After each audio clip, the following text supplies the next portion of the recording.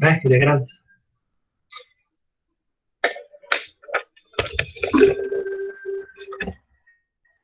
Gente, bom dia. Vamos lá fazer a revisão para a prova e a correção do exercício, que faz parte da revisão para a prova, que é na próxima aula, como vocês já foram informados do planejamento que foi mandado na semana, no começo da semana, né? Olha lá, quando vocês forem estudar a formação da Inglaterra e da França, ok? Na próxima quarta, isso mesmo. Quando forem estudar a formação da Inglaterra e da França, façam uma sugestão, uma linha do tempo, ok? Para cada país, e coloquem lá o rei fulano, Guilherme da Normandia. O que ele fez? Fulano, Henrique tal, depois Henrique IV. O que ele fez? A mesma coisa na França. Lembra que para que a gente está querendo entender como é que sai disso aqui, que é o feudalismo, para isso aqui, que é o que a gente chama de país hoje, né? O Estado-nação. Tá? A gente quer entender isso aqui. Então, o que esses reis vão fazer para acontecer isso aqui? Ó? A criação de um tribunal real que tira o poder do senhor feudal e dá o poder para o rei. Criação de uma moeda única. Né? O que os reis fazem, esses reis fizeram, para dar uma ideia de unidade, ó, que é o que a gente está estudando. Né? E depois de feita essa unidade, de criado o país, de diferentes formas, né? Na Inglaterra foi uma dominação, na França foi dominação, compra, casamento, não tem uma diferença, França e Inglaterra. Depois de formado, esses países eram governados por um rei que era chamado de rei absolutista, ou uma monarquia absolutista, que é o que a gente está estudando, e as teorias que legitimam o absolutismo.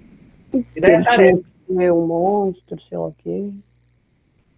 Isso.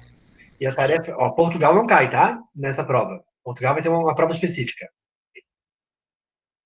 E a tarefa de vocês eram umas questões, basicamente de teoria do absolutismo monárquico. Fizeram? Sim. Eu fiz. Sim, André, eu fiz. Beleza. Quando aparecer aí para vocês, vocês me avisam. André, Oi? o João Pedro tá pedindo pra eu te aceitar ele, pra ele entrar na aula. Eu aceito se ele pedir para entrar, eu aceito. Se eu pedir ajuda para ver se a Tá Tati me falando. ajuda. Ele não aparece para mim. Vou ver se a Tati me ajuda aqui.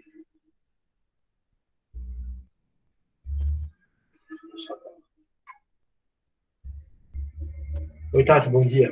Me ajuda na sala do 7º ano. O João Pedro parece que quer entrar, mas ele não aparece para mim. Quem sabe aparecer para ti.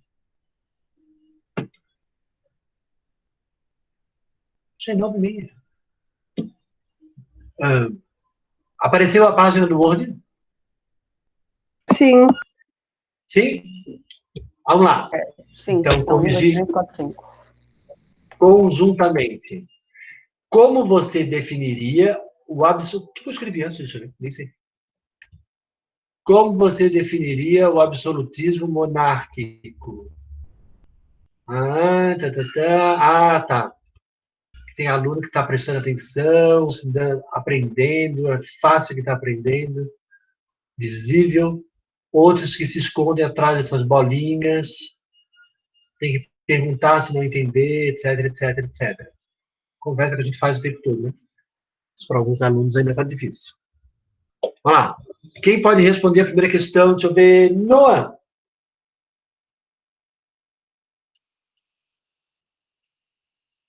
Não tem mic, André. Ele não tem microfone? Não. Deixa eu responder. Mas ele não tem microfone, mas ele tem teclado. Ele falou que vai entrar pro celular. Pra poder ligar o fone, pra falar com você. Tá. Quem que falou? Deixa eu responder. Marquinhos. Sim, eu. Pode responder então, Marquinhos. Como é que tu respondeu a primeira questão? Eu respondi que é a forma de governo na qual o rei exerce o poder absoluto. O rei exerce poder absoluto, isto é, independente e superior ao poder de outros órgãos do Estado.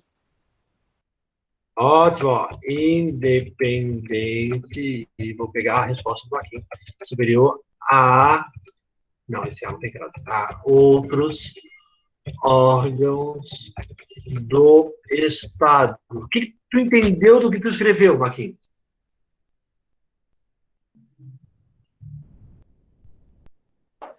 Eu entendi que o rei, ele é tipo tudo assim para o reino dele.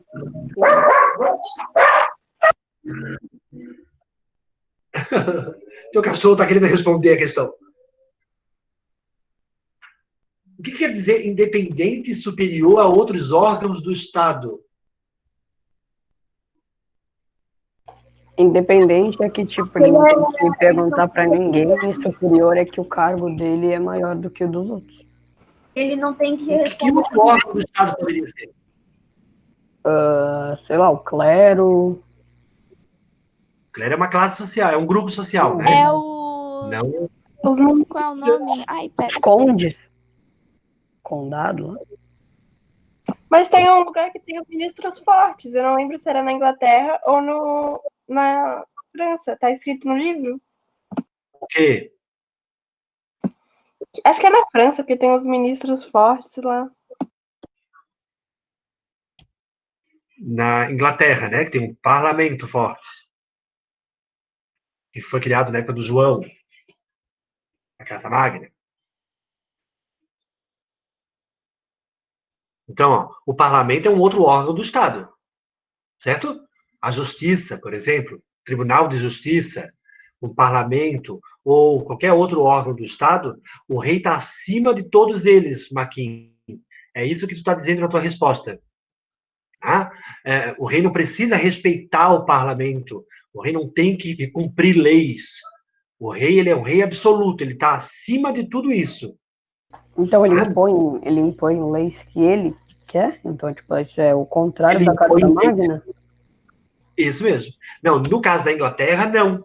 Ó, então a gente tem dois absolutismos. A gente tem o absolutismo francês, que é o clássico. Tá? Por que eu estou dizendo que é o clássico? Porque no absolutismo francês o rei é extremamente absoluto. Ele está acima de tudo. Tá? Não, o parlamento sequer era convocado. Ele não precisava convocar o parlamento para nada. O rei faz o que ele quer. Tá? No caso do absolutismo inglês, ele tem um detalhe que é a existência do parlamento.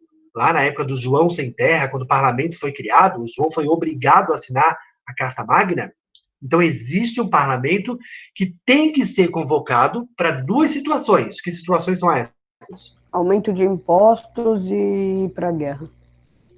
Isso, ótimo. Em duas situações, o rei tem que convocar o parlamento.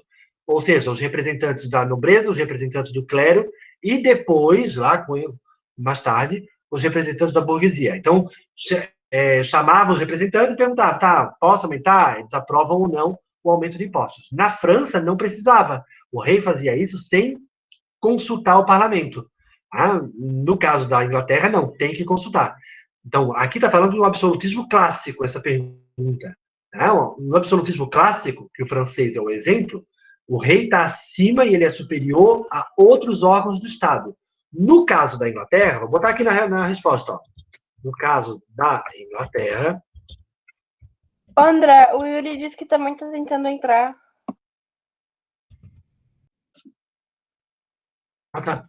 Ele não aparece para mim. Eu pedi para a Tati olhar já. A Tati não olha, deixa eu ver a Tati. Mas aí agora tu já está respondendo a pergunta da 2. Tô, deixa eu ver. Peraí. Sim. Essa é a 2 já. Quem é que pode responder a questão 1? Como fez? A 1? A 1? A 1? Eu posso. Então responde, vai. Fala, Helena, depois a Helena falou? A E depois Helena a e Evelyn. a Evelyn falaram. Então fala, Helena, como é que tu respondeu a questão 1? Tá, eu coloquei assim. O absolutismo monárquico é um regime político onde há uma grande concentração de poder nas mãos do rei. Os reis podiam convocar o exército, guerras, criar e cobrar impostos, etc. Boa. Como é que tu respondeu, Evelyn? Eu botei com autoridade e poder a um monarca que passa a ter uma grande importância. Ó, a gente costuma dizer que Ian, que estava lá acompanhando essa discussão, olha lá, a gente costuma dizer que tem 3 poderes, né? Ó, se vocês prestarem atenção hoje em dia, tem 3 poderes. Tem o poder executivo, que é o do presidente, o poder legislativo, que é o de fazer leis, que é dos senadores e deputados, e o poder judiciário, que é do Supremo Tribunal de Justiça. Esses 3 poderes, que inclusive estão brigando hoje em dia, eles são separados. Tá? Um controla o outro. No caso do absolutismo monárquico, essa forma de governar chamada absolutismo monárquico, o rei tem os 3 poderes nas suas mãos. Por isso que ele é tão poderoso, porque ele executa, ele faz as coisas, ele cria leis e ele julga. Gente, se uma pessoa cria leis e julga, ela fica muito poderosa. Porque ele vai fazer a lei de acordo com aquilo que ele quer e vai julgar do jeito que ele quiser. Vai ser bom pra ele. Agora, pro resto, dependendo do jeito que vencer, se o rei for ganancioso. Tem uma diferença que é fundamental que vocês entendam, que lá os alunos do 8º ano estão entendendo isso agora. Que é assim, quer ver? Ó? Hoje, como é que funciona o governo? A gente sempre pagou imposto, tá? Desde o Egito Antigo até hoje, o povo paga imposto. Todos pagam. Hoje em dia, todos, né? Antigamente, não. Então, aqui está o povo. O povo paga um imposto para o rei da França, por exemplo, que é um rei absolutista. Esse dinheiro do imposto, Pedro Santana, não tem que voltar para o povo. O dinheiro é do rei. É porque é como se fosse um direito de morar na França. Para vocês terem o direito de morar na França, que é do rei, vocês têm que pagar. E o dinheiro é do rei. Hoje não, ó. Hoje o povo paga um imposto para o governo e o dinheiro do imposto tem que voltar para o povo, teoricamente falando, né, gente? O dinheiro do povo, dos impostos, tem que voltar para o povo através de obras de segurança, de educação pública, saúde pública, coisas que são públicas, porto, aeroporto, essas coisas que vão ser destinadas para o uso de toda a população, teoricamente falando. Então, hoje tem que voltar. Na época não tinha. Inclusive, o dinheiro dos impostos era o dinheiro do rei. Tá? Então, tá certo, Helena, tá certa, Evelyn. Olha lá, um absolutismo monárquico. O rei tem todos os poderes em suas mãos. Né? Ou a gente chama de esferas de poder. Também poderia ser. A 2. A Fabiola, inclusive já respondi. Fabiola, por que o absolutismo francês é diferente do inglês? Essa eu não respondi, também não prestei atenção no que... Ah, tá viajando aí, é? Henrique, de Borgonha. Opa, Sem vergonha. eu botei que o parlamento inglês tirava muito poder do rei, já o francês não muito. Ok, não tá errado, tá certo. Tá? O absolutismo francês é diferente do inglês, porque o parlamento inglês tem poder também. Então, no caso da Inglaterra, o rei e o parlamento têm poder. Estão vendo como vai dar briga isso? Vai chegar uma hora que o parlamento vai querer mais poder, o rei não vai querer dar, e daí vai virar uma briga chamada de Revolução Inglesa. Carlos I vai perder a cabeça, o rei. Literalmente, tá? Posso ler Oi. minha resposta? Pode, é a Ana? Aham. Pode, Eu botei Ana. assim, na França, o rei poderia fazer o que ele quisesse, sem perguntar para ninguém, poderia fazer tudo. No caso da Inglaterra, tinha que consultar o parlamento para aumentar os impostos e para fazer guerra. Ou seja, ele não tinha todo o poder na mão dele. Ótimo. Consultar o parlamento para nada. Na França, o rei não precisava consultar o parlamento para nada. Diferente da Inglaterra, que em caso de, o que eu já falou ali, ó, aumento de impostos e convocação do exército, na verdade, os nobres ingleses são espertos, né? O rei vai ficar convocando o exército, pode usar o exército contra eles, então é melhor ter autorização do parlamento. O rei, deixa eu ver, né? O rei precisava da aprovação do parlamento. Isso quer dizer, vou pegar a resposta do Henrique, que o absolutismo inglês era menor que o francês. Não era tão absoluto assim. André, você pode subir um pouquinho a tela, porque pulou um pouco, quer dizer, cortou uma parte. Nossa. Por favor, obrigado. Aí, se eu tirar isso aqui, ó, que daí parece, sobe ali. Pronto. Yuri, entendeu isso, Yuri? Absolutismo francês, absolutismo André, inglês. posso ler a minha? Eu botei no chat as minhas coisas. Ah, é porque eu tô na outra página. Deixa eu ir na outra página, peraí. Olá, deixa eu abrir o chat. Ah, eu tô compartilhando, não sei se abrir, vai. Vamos ver o que a Evelyn Inácio colocou. Assim que abrir. A diferença é que na França o poder era somente do rei. Na Inglaterra, quando o rei queria fazer alguma mudança, precisava consultar o parlamento, ou seja, o poder era fragmentado. O poder era fragmentado. Ah, tá certo. É dividido. Yuri, tá te perguntando se tu conseguiu entender essa diferença?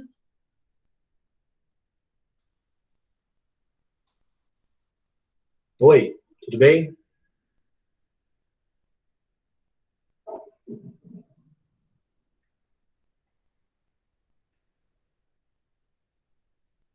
Acho que sim. Alguém não conseguiu entender? Olha lá, pensa o rei da França, o rei da Inglaterra. O rei da França é muito mais poderoso que o rei da Inglaterra. Porque o rei da França não precisa consultar ninguém para fazer o que ele quer. O rei da Inglaterra precisa consultar em duas situações. Certo, Andrei? Tá aí? Sim, André. Beleza. Podemos passar para a próxima? Ainda não, tu termina. Sim, Isso é um mas a sim ou um não, próxima é, gente? tipo, muito... As pessoas podem ter feito diferente, né? Pode ter feito diferente, mas vamos lá. Procure no Google uma frase de Maquiavel, tem várias, né? Posso? Copia e a interprete relacionando com o absolutismo. Ou seja, de que forma essa frase mostra que o rei tem que ser absoluto. Quem pesquisou, quem achou a frase, vamos ver as frases do Maquiavel e as pérolas do Maquiavel. O Bernardo queria falar. Ele tá desesperado, deixa ele falar. Posso? Deve. Tá bom. O Maquiavel, eu vi aqui a minha, eu botei assim, a frase que ele falou, é melhor ser temido do que ser amado. E eu entendo que isso tem relação um pouco ao poder do rei de intimidar, de poder matar e prender as pessoas, tipo, só porque ele quer, né? Como ele tem um poder, ele pode intimidar as pessoas, entende? É isso que eu acho dessa fala. Boa. Também gosto dessa frase do Maquiavel. É melhor ser temido do que ser amado. O Maquiavel vai continuar dizendo assim, quer ver, ó, um rei que é amado é facilmente enganado. Um rei que é temido, É um rei bobo. as pessoas têm medo dele, as pessoas não enganam, justamente porque tem medo. Né? Não traem.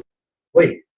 Tinha que ter visto, eu procurei no Google, né, essa frase, e tinha uma outra muito engraçada, que era ele dizendo assim, eu prefiro ir pro inferno porque lá vai ter reis, papas, padres, um montão de gente rica e nobre, né?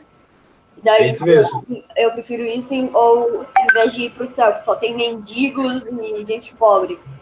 É isso mesmo. Porque o que o Maquiavel está dizendo é assim, quer ver? Aquela história dos fins justificam os meios. Que por que o inferno vai estar cheio de rei, bispo e não sei o quê? Porque essas pessoas, para chegar onde chegaram, Isso que elas eu usaram falar. qualquer estratégia. Né? Elas foram corruptas, elas mataram, elas roubaram, elas enrolaram. Sim, por que que não? Os papas, na verdade, Júlia Luísa, na época, eles não eram religiosos. Poucos papas faziam parte do clero. Geralmente eles eram nobres. E algumas vezes eles compravam o cargo de papa. Porque a igreja católica precisava de um papa guerreiro. Por quê, gente? Qual era a grande ameaça da igreja católica naquela época? O islamismo. Boa, Helena. O islamismo é uma religião extremamente forte, extremamente guerreira por causa da jihad islâmica, né?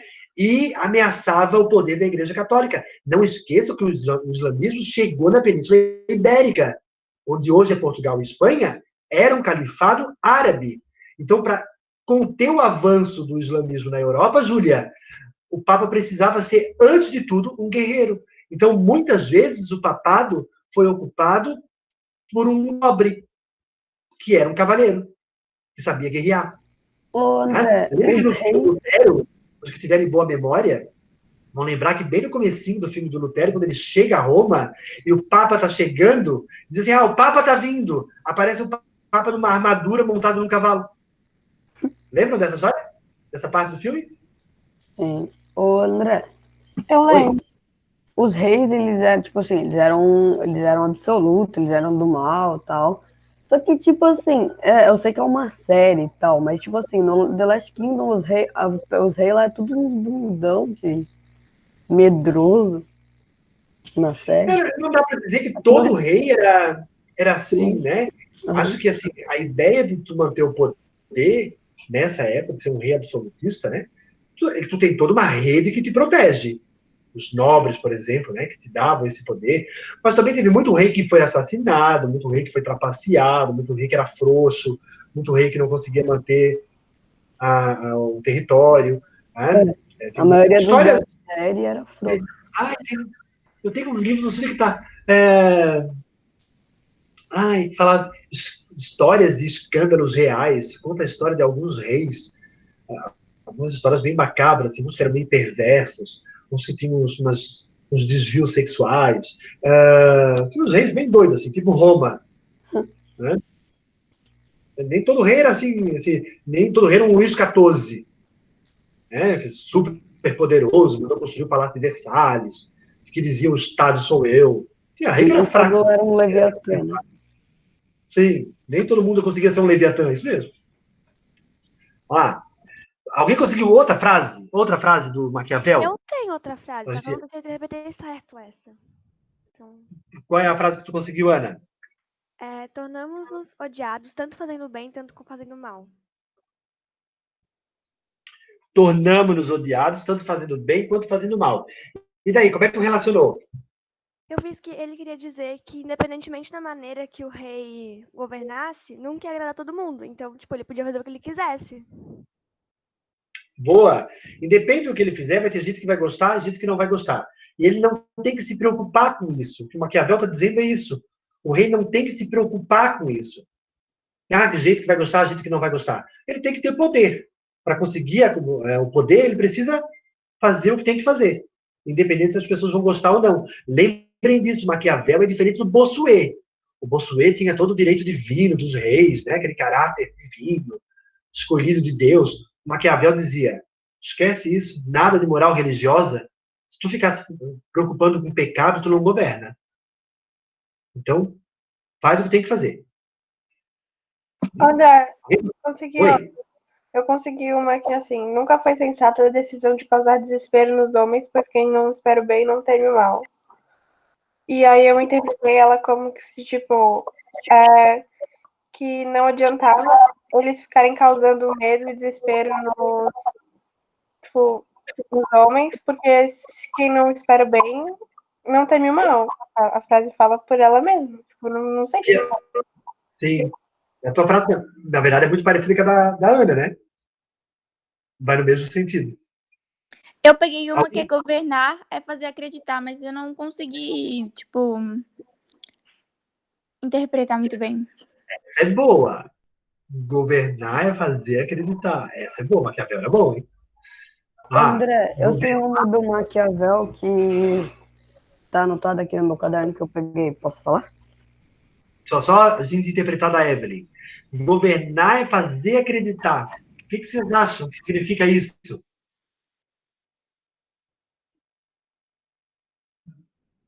Na... Não sei. Que ele tinha que fazer, mesmo que ele estivesse fazendo alguma coisa errada, ele tinha que parecer pro povo que era tudo certo. Uma coisa, não sei. Isso! Governar é um grande teatro. Tu faz de conta, o povo tem que acreditar que aquilo vai funcionar. Meu Deus, não é possível. Uma grande Espetáculo. plateia, um grande espetáculo. Tem que acreditar.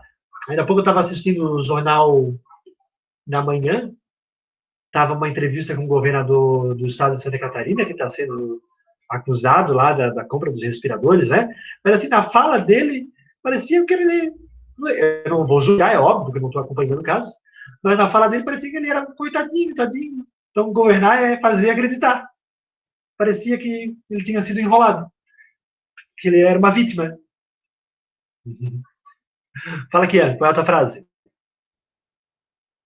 A minha é assim, ó, é mais fácil. O homem esquece mais facilmente a morte do pai do que a perda do patrimônio. O homem esquece mais rapidamente a morte do pai do que a perda do patrimônio. É. O que tu entendeu disso? Que, tipo, para ele, pelo menos, o patrimônio é mais importante que a família. Então, tipo, ele ter terras em domínio dele, em posse dele, é mais importante do que ter um pai. E se ele perder, ele vai sofrer mais pela terra e não pelo pai. Sim, inclusive um rei, né? Ó, tu pode tomar o poder do teu pai.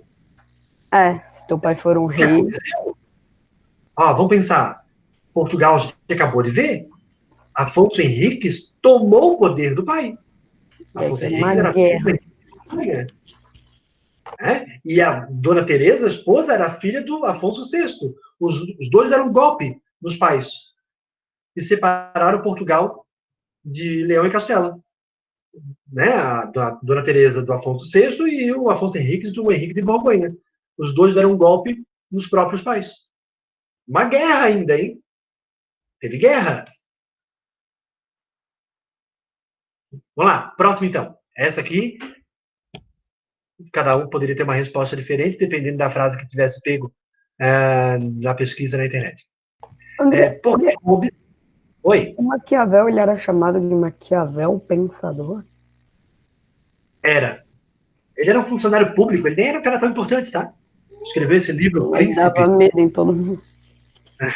Escreveu esse livro, O Príncipe, é um livro pequenininho, eu mostrei para vocês, e deu de presente para o cara que governava a cidade, não me recordo agora se era Módena, Parma, não sei, um dos reinos italianos, que a Itália não existia, tá, gente?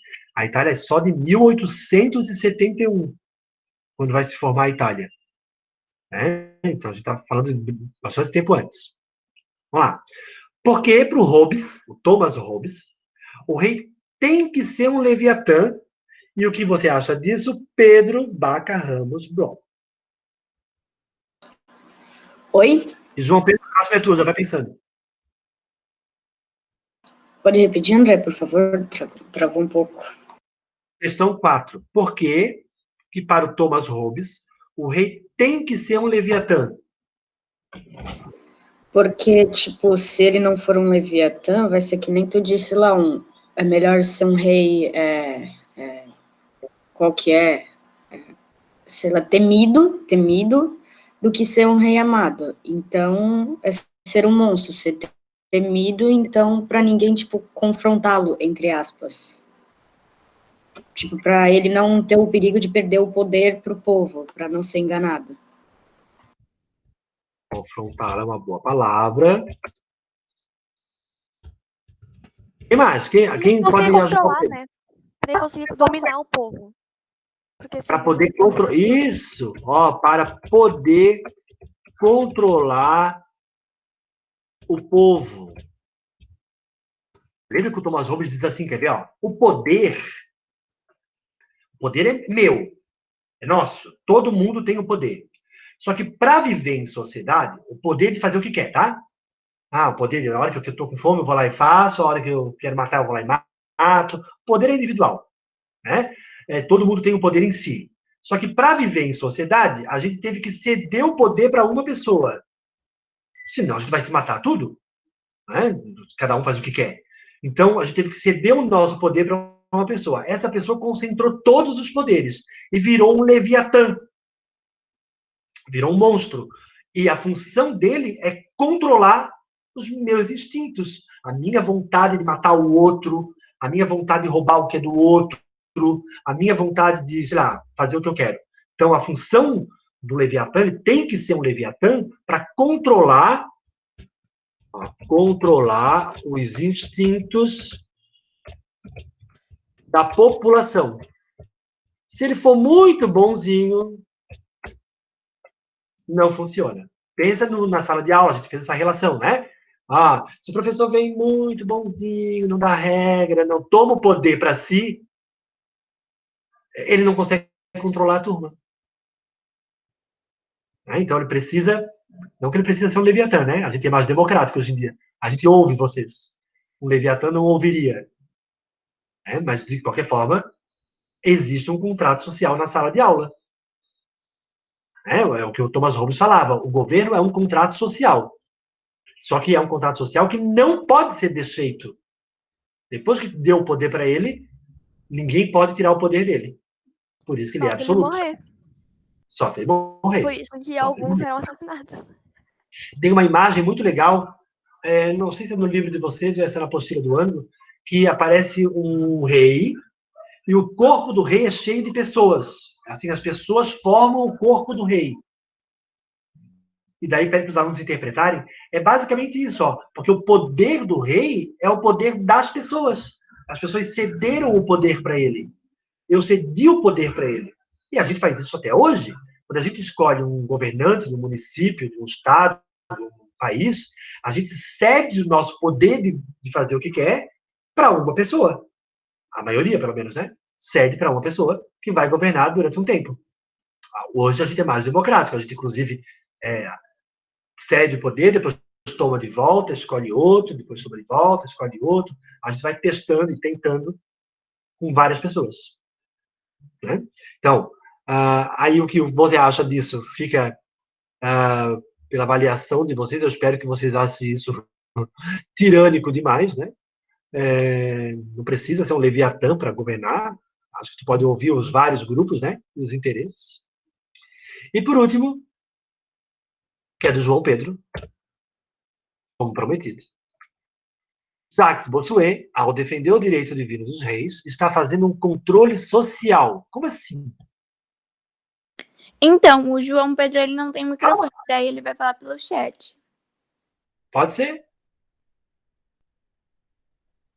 Estou ansioso. Ele fez um texto do tamanho do universo. É? Quer que eu leia a resposta aqui, então? Só que ele falou não, só que tipo, não tá perguntando, tá afirmando. Ele pedindo pra explicar. Mas ele não escreveu nada, gente. Ele escreveu sim. Ele escreveu assim, não, Jacques Bossuet, ao defender o direito divino dos reis, está sugerindo o oposto do controle social, pois ao associar o poder real com o poder de Deus, ele entendia que o monarca era um representante direto de Deus na Terra. Sendo assim, as atitudes dele não deveriam ser questionadas, pois seria como uma contestação às decisões de Deus. Dessa forma, o povo não influenciava em nenhuma decisão. Então ele se contradiz, ele estava fazendo controle social. Então ele está se contradizendo, porque... Onde é que ele isso que eu não tô vendo, gente? No chat. Tá no chat.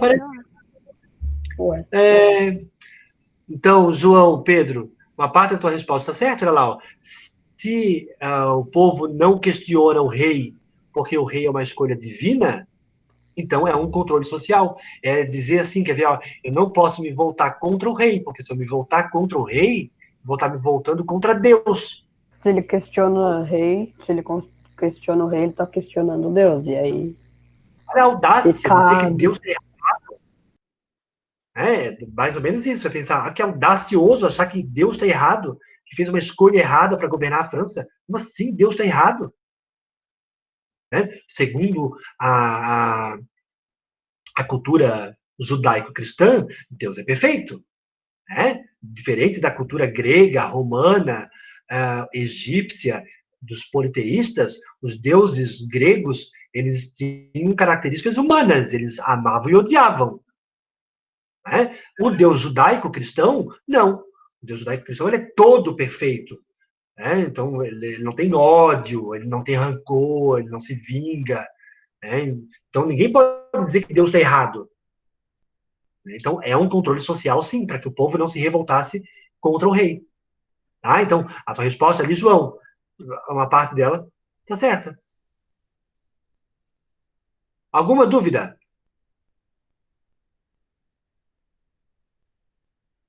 Sem dúvidas. Já estudaram? Não. Eu ainda não estou. vou ter que decorar ainda os reis, Então, eu ainda acho não que ainda não entendi o que cada rei fez. Mais do que decorar, é entender, galera. Não precisa decorar. Não, é que tipo assim, eu entendi o que aconteceu, só não sei quais são os reis que fizeram. Sim, sim. Essa sequência dos reis, mas também não é difícil, tá? Guilherme, Henrique.